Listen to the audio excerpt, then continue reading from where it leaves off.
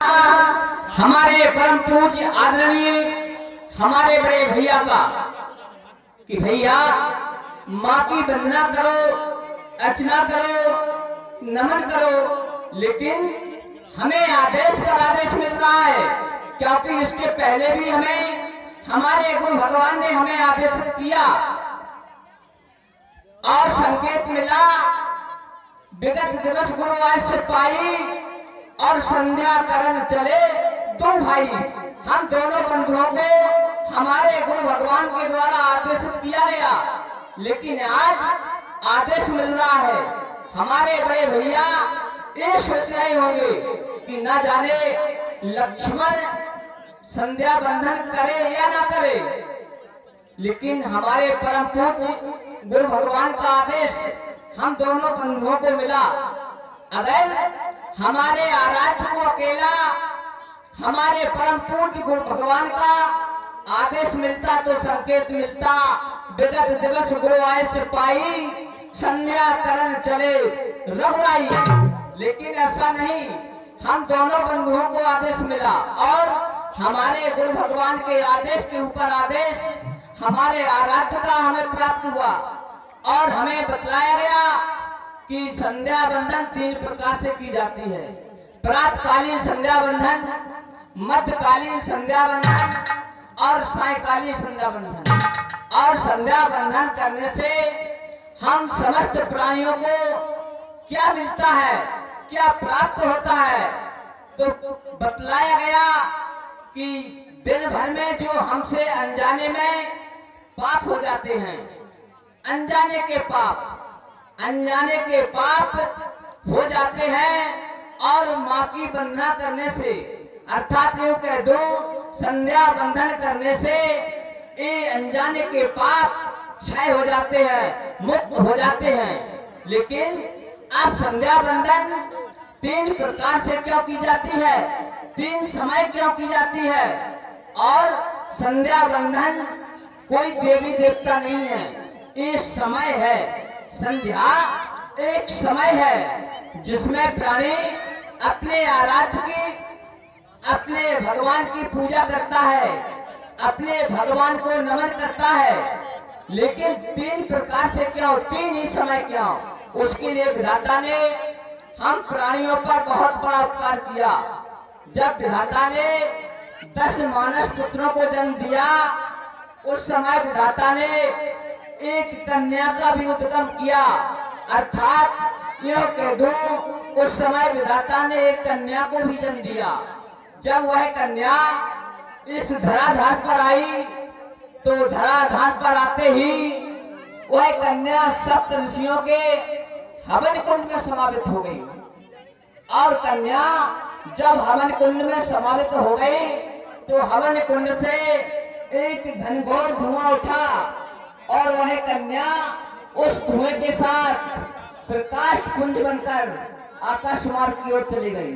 उधर भगवान सूर्य ने देखा, भगवान भास्कर ने देखा उस प्रकाश पुंज को, तो उस प्रकाश पुंज के 3 भागों में विभाजित कर दिया, उस प्रकाश के 3 खंड कर दिए और अपने रथ पर आसन दे दिया।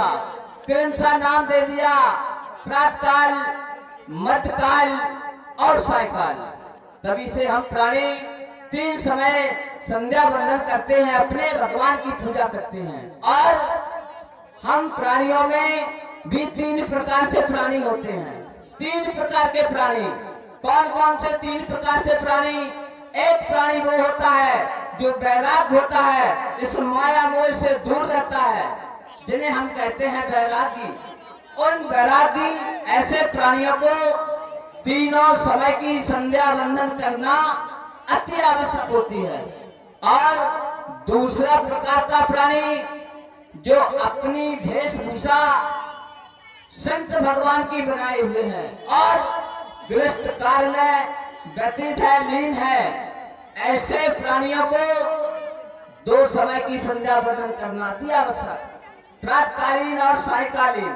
लेकिन जो तीसरा प्राणी होता है, इस माया मोह में पड़े है, उस प्राणी को एक समय ऐसा विधाता ने हम लोगों पर उपकार किया कि एक समय की संध्या वंदन अति आवश्यक है और कोई समय निर्धारित नहीं, चाहे प्रातः काल, मध्य काल या सायंकाल, कभी भी कर सकता है। और प्राणियों में ईश्वर ने 4 वर्ण बनाए हैं, ब्राह्मण, क्षत्रिय, वैश्य और शूद्र।